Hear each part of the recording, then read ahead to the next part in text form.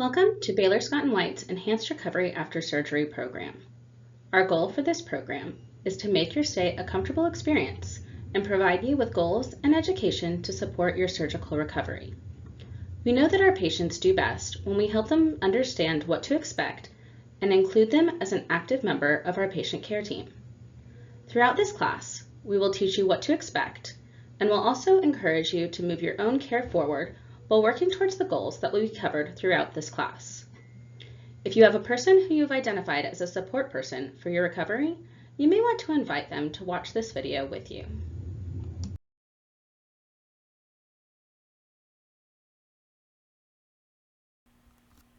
ERAS stands for Enhanced Recovery After Surgery. It's made up of evidence-based practices that are proven to help you recover faster, minimize complications, and improve your overall outcome of surgery. We have some core principles focused on effective pain management, early return of bowel function, decreased anxiety, decreased risk of infection, and decreased time spent in the hospital. The core principles include patient optimization, patient education, early mobilization, and decreased volume of narcotics for pain control.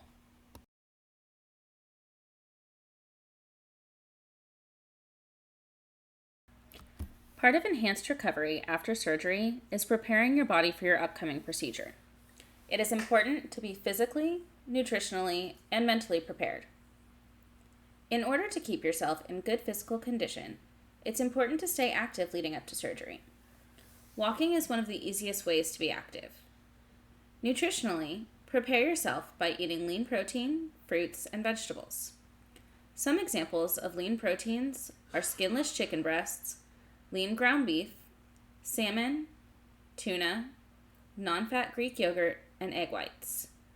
Also, drinking 6 to 8 glasses of non-caffeinated fluids such as water will help you stay hydrated.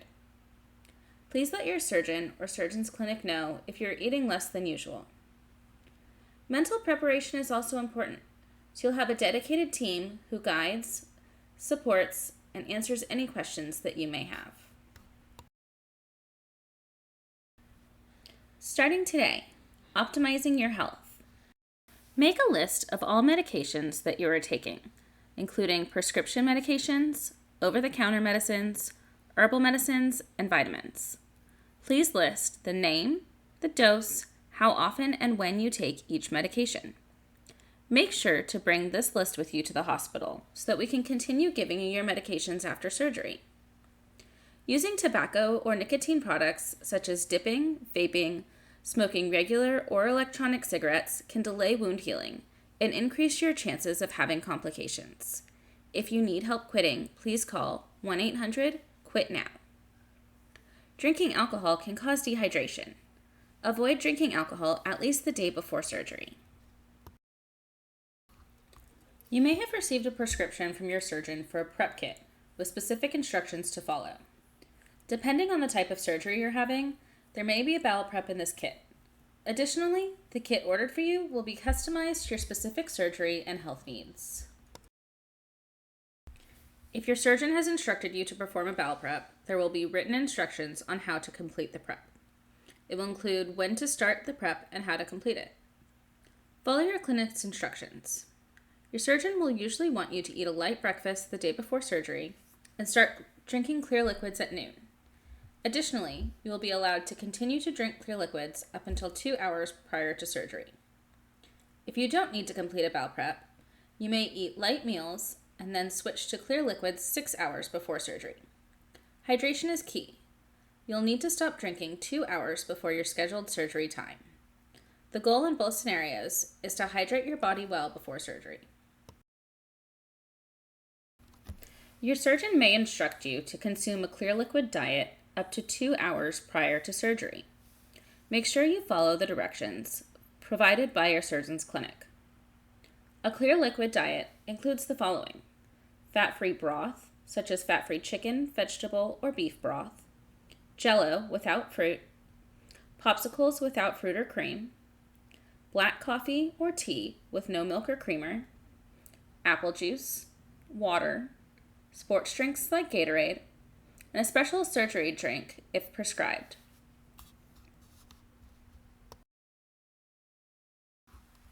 With each of our kits, you'll receive a special soap designed to remove skin bacteria and prevent infection. This soap is called chlorhexidine gluconate, and you'll shower with it the night before and the morning of surgery. You can wash your hair with your normal shampoo and conditioner, then apply the soap from the neck down, avoiding your genital area, focusing on where you're having your surgery. Leave the soap on your skin for about 1 to 3 minutes before rinsing it off. Make sure to use a clean towel to dry off and sleep on clean sheets and in clean pajamas. If your pets normally get into your bed, make sure that they don't get back in after you've changed the sheets. You don't want to apply any lotions, deodorants, or perfumes. Avoid using a razor to shave your skin the day before or the day of surgery, as it may cause nicks in the skin that can be opportunities for infection. We ask that you shower with chlorhexidine the night before and the morning of surgery. If your surgeon did not order a prep kit from our pharmacy, you can pick up chlorhexidine gluconate soap at any drugstore or pharmacy. It's typically found in the first aid aisle. What to bring with you to the hospital. You will want to bring the medication list that we previously discussed. You'll be asked many times about the medications that you take regularly, so having this list handy is extremely helpful. You should also bring your surgery guide pamphlet with you if you have a hard copy, as there's a checklist on the back that is useful to track your recovery progress. Make sure to bring or wear some loose, comfortable clothing and comfortable non-skid shoes or slippers that you'll be comfortable walking the halls in. If you have a robe, it may be nice to bring as well. If you use a CPAP, hearing aids, or other personal items, you'll want to have those with you as well. Don't forget your cell phone and charger, insurance cards, ID, and copies of any advance directives. Bring some chewing gum or hard candies that you like. You'll be able to suck on hard candy or chew gum before you're given regular food to eat. Sometimes, hard candy and gum can help your bowels wake up after surgery. Do not bring any of your physical medications. Instead, please bring a list of medications you're currently taking with each medication's name, dose, and how often you take it. This will be shared with the hospital pharmacy, who will dispense your medications while you're in the hospital. Don't bring any valuables or cash. Make sure to remove all jewelry prior to coming to the hospital and leave it at home, as it will have to be removed for surgery, and items may get misplaced while separated from you during transport. Planning ahead for your return home.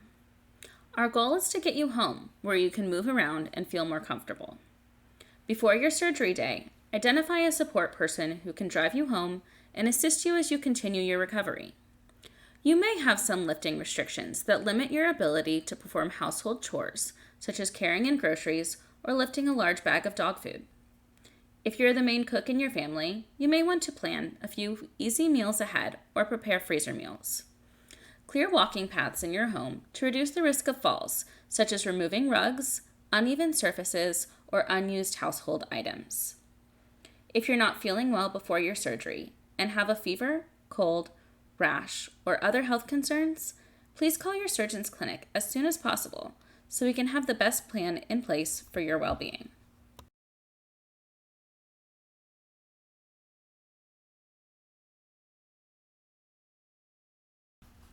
What to expect in pre-op. On the day of surgery, you'll come to the hospital and check in. Our hospital team will take you to the pre-op holding area. Make sure to bring your medication list. Your pre-op nurse will review your medications from this list and review your health history. Before surgery, you'll talk with your pre-op nurse, your operating room nurse, your anesthesia provider, and your surgeon. This is a good time to ask any additional questions that you may have.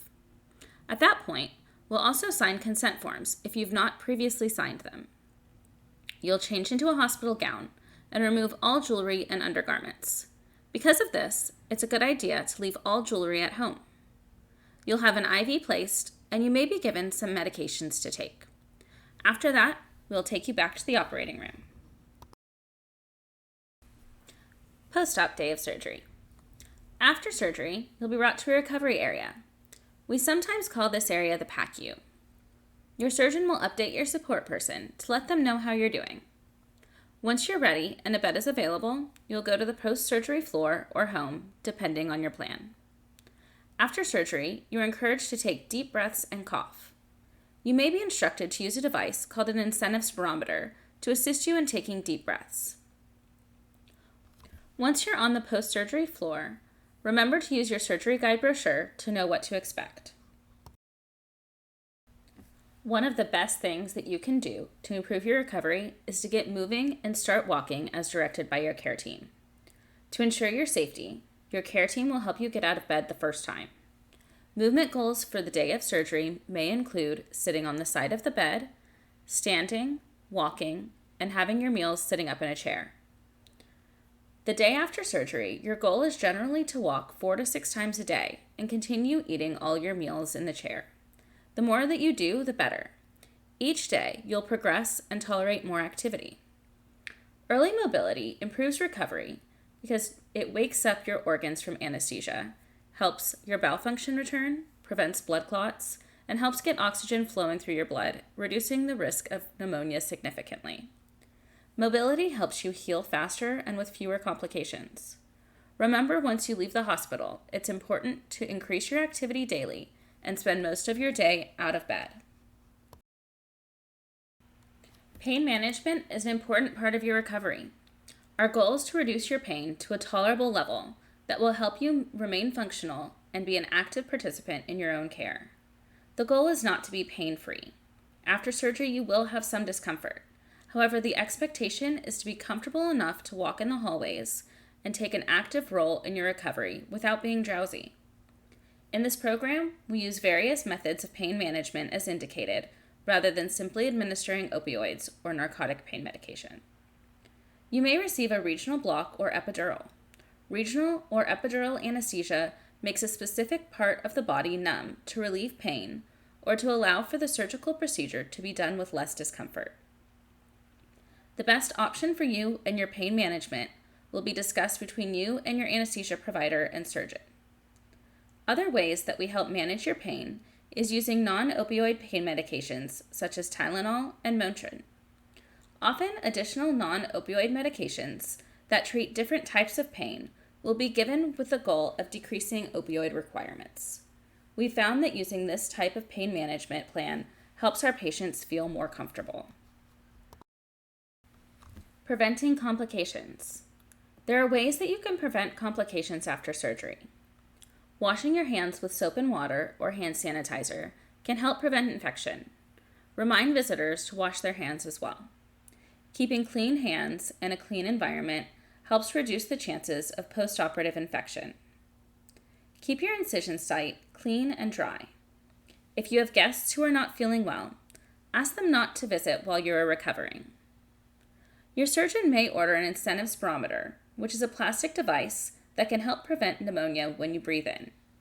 If your surgeon asks you to use this device, it's a good idea to use it 10 breaths every hour while you're awake. Again, walking is key. Walking is a great way to prevent many complications. Remember to get moving. Goals for discharge. We know that our patients recover best in their own environment. You'll be discharged once you reach your goals.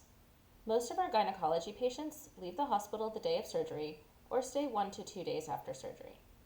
It's important for gynecology patients to be able to urinate on their own before leaving the hospital. We may want to see some return of bowel function, whether that be passing gas, having a bowel movement, or having active bowel sounds. We want to make sure that you're able to walk 4 to 6 times a day, that you're tolerating liquids and staying hydrated. We also want to make sure that you can tolerate solid foods without being nauseated, and that your pain is at a comfortable level without requiring the use of IV pain medication. What to expect when you go home. After surgery, it's normal to bleed or have spotting any time during the first 3 weeks after surgery. It should not be enough to soak a pad in an hour. Do not soak in the bathtub or get into the pool for at least 2 weeks. Avoid putting anything in your vagina until your healthcare provider says it's okay. You will get additional instructions at the time of your discharge, including information on how to contact your provider with any questions or concerns after your discharge. Your surgery guide has great content to help you prepare for surgery, goals for discharge, and a section that lets you know what to expect when you go home. There's also a section to let you know when to call your surgeon's clinic. Please review your surgery guide and all additional discharge instructions so you know what to expect.